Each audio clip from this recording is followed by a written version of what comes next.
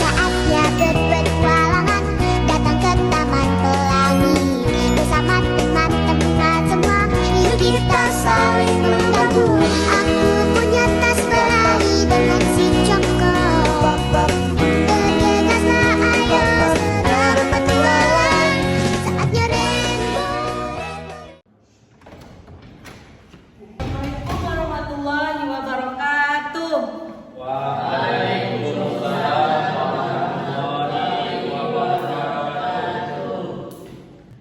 Baiklah, di sini saya Adinda Marcella Barulubis ingin membuat video pembelajaran untuk memenuhi ujian tengah semester dari mata kuliah materi pembelajaran fikih, yang mana di sini saya akan membahas materi mengenai konsep al-hakim dan al-hukum. Baiklah, di sini Ibu akan menjelaskan tentang konsep al-hakim dan al-hukum, yang mana pada materi pertama kita akan membahas tentang hukum syara dan pembagiannya. Jadi al-hakim dan al-hukum itu adalah bagian dari hukum syara, yang mana hukum syara itu hukum-hukum yang telah ditentukan dan syarat-syarat yang telah ditentukan juga. Jadi hukum syara itu adalah perintah Allah yang berkaitan dengan perbuatan mukallaf, baik berupa tuntutan, perintah atau larangan, pilihan ataupun ketetapan. Nah, di sini yang pertama kita bahas adalah al-hakim. Al-hakim adalah kewenangan memutuskan perkara atau orang yang memutuskan perkara di pengadilan berdasarkan hukum.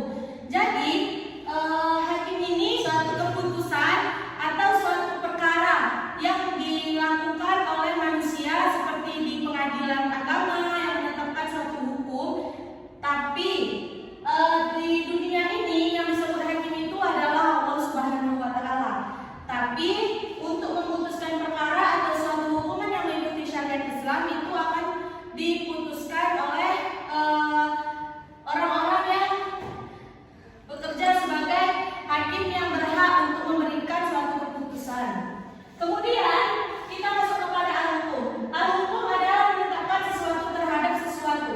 Maksudnya di sini adalah misalnya kita melakukan suatu hukum yang mana hukum itu terbagi menjadi kayak ada hukum wajib, hukumnya sunnah, hukumnya mubah, makruh, yang mana hukum-hukum itu pasti sudah ada ketetapannya dalam kehidupan kita sehari-hari. Contohnya, kita melaksanakan sholat wajib 5 waktu itu hukumnya wajib, atau ada disebut dengan sholat sunnah. Sholat sunnah itu dilakukan apabila kita mengerjakannya mendapat pahala, apabila kita meninggalkannya tidak apa-apa.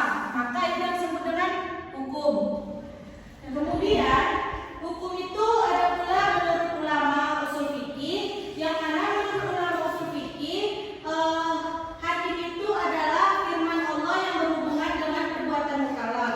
Jadi di sini diisyaratkan bahwa hakim itu termasuk kepada keputusan Allah juga. Hakim yang kita jalani itu adalah ketentuan-ketentuan yang telah ditetapkan oleh Allah, yang mana menurut usul fikih hakim itu hanya ditunjukkan kepada peraturan atau perintah-perintah yang telah diberikan oleh Allah Subhanahu wa Ta'ala. Jadi al-hukum itu terbagi menjadi 2 bagian pula, yang mana ada hukum taklifi, yang kedua ada hukum wadi.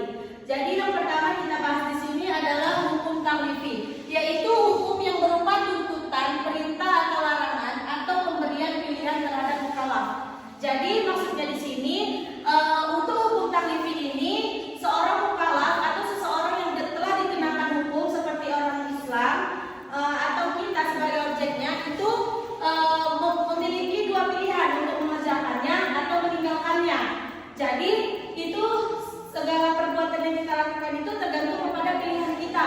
Contohnya, misalnya kita melakukan sholat fardu 5 waktu, misalnya nih. Nah, kalian memilih untuk mengerjakannya atau tidak. Kalau misalnya kalian memilih untuk mengerjakannya, kita tahu bahwa sholat 5 waktu itu adalah sebagian dari hukum yang termasuk hukum yang wajib. Maka ketika kita melakukan sholat wajib itu, maka kita tahu apabila kita meninggalkannya kita mendapatkan dosa. Jadi maksudnya di sini itu tergantung kepada pilihan kita yang diakui sebagai mukallaf. Namun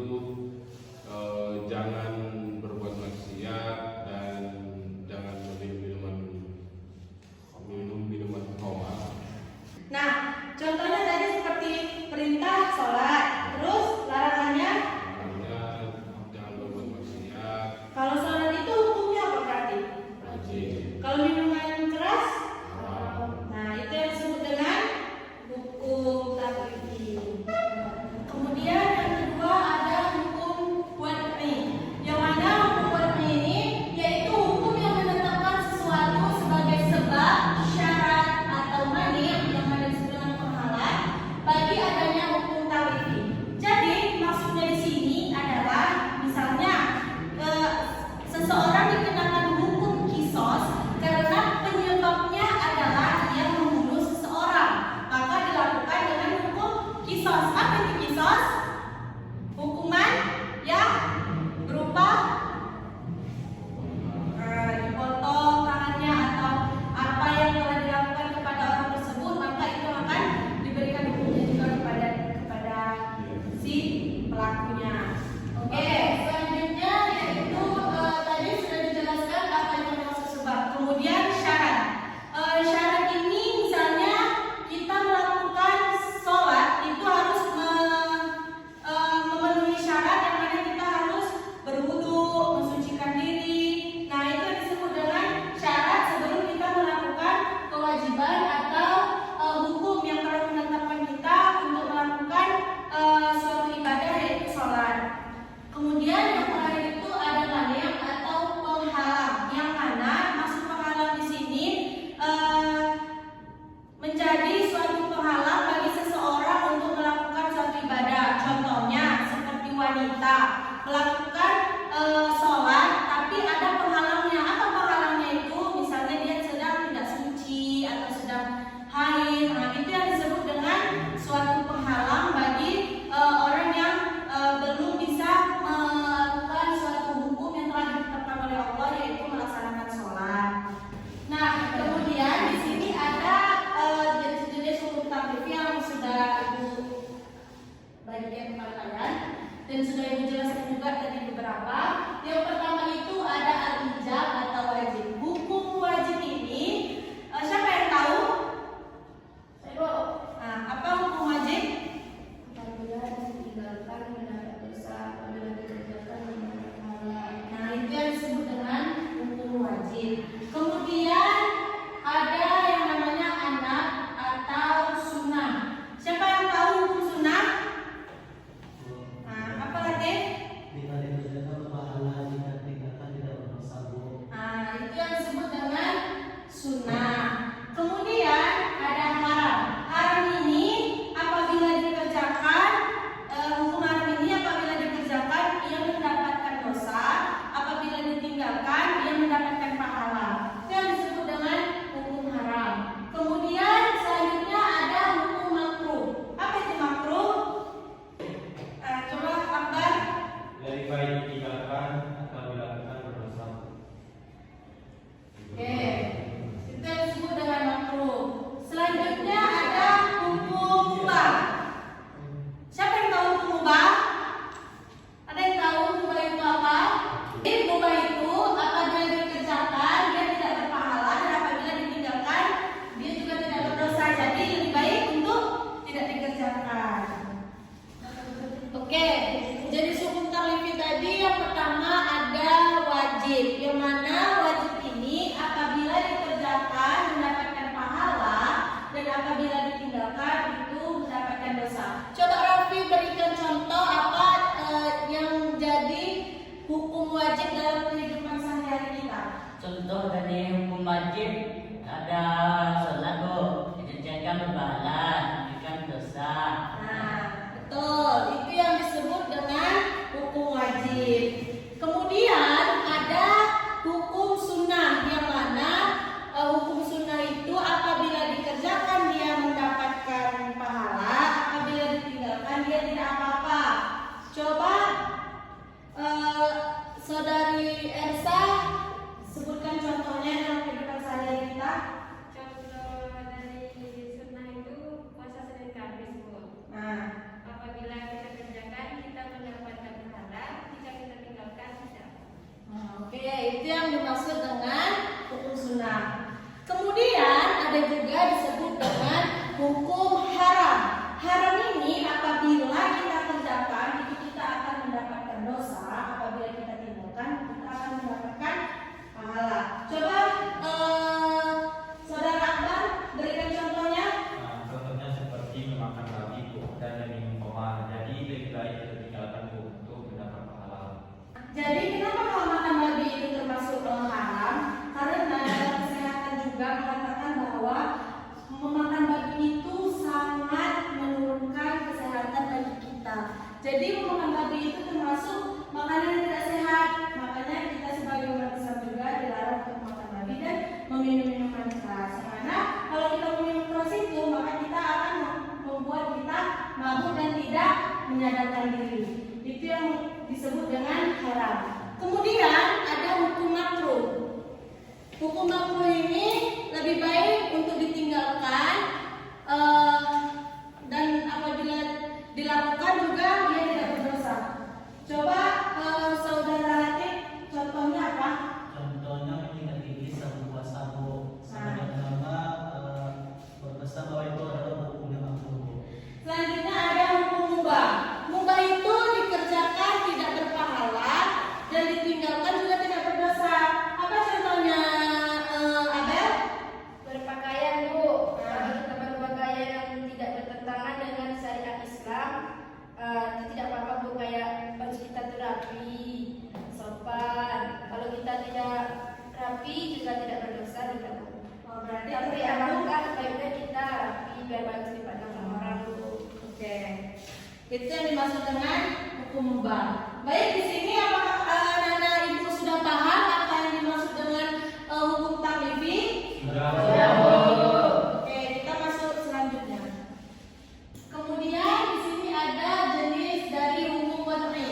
Yang mana yang tadi juga telah ibu bilang kalau misalnya hukum wad'i itu ada sebab, syarat atau mani yang disebut dengan penghalang. Tadi sudah ibu contohkan, tapi di sini sebab itu sesuatu yang menjadikan adanya hukum seperti tenggelam matahari menjadi sebab wajibnya sholat maghrib. Jadi sebab kita melakukan sholat maghrib itu karena terjadinya tenggelam matahari. Ketika kita melihat tenggelamnya matahari, maka di situ juga azan berkumandang yang mana itu menjadi sebab kita untuk melakukan sholat maghrib. Yang kedua itu ada syarat. Syarat itu sesuatu yang tergantung padanya keberlakuan hukum seperti wudhu sebagai syarat sahnya sholat. Seperti yang ibu sampaikan tadi, ketika kita melakukan sholat maka kita harus melakukan juga sebabnya. Sebab kita sholat itu, syarat itu kan ketika kita melakukan sholat itu kita harus memenuhi syaratnya dulu, yaitu syarat untuk kita sholat itu mensucikan diri dan berwudhu. Itu yang disebut dengan syarat dalam hukum wad'i. Kemudian itu ada mani. Mani itu adalah suatu penghalang yang mana misalnya kita sebagai perempuan melakukan sholat, tetapi ada penghalang yang membuat kita tidak melakukan sholat tersebut. Contohnya seperti wanita yang sedang berada dalam keadaan tidak suci atau sedang haid. Di situ menjadi suatu penghalang untuk kita melakukan sholat tersebut. Karena apabila kita melakukannya, kita juga akan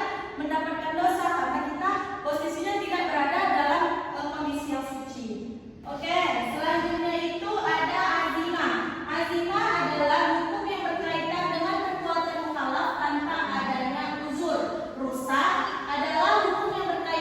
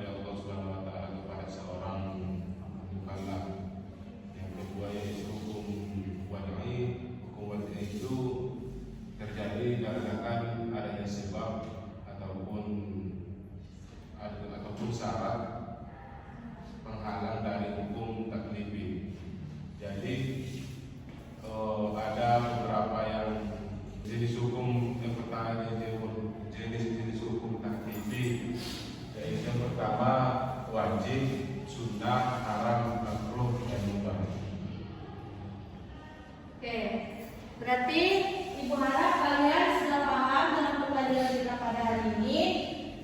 Mungkin cuma sekian yang bisa Ibu berikan kepada kalian hari ini.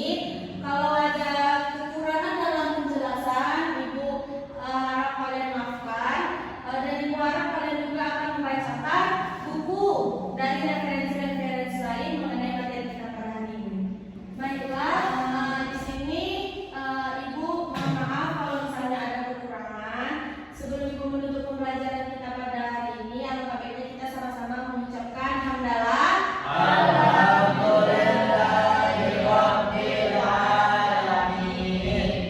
Wabillahi taufiq wal hidayah. Wassalamualaikum warahmatullahi wabarakatuh.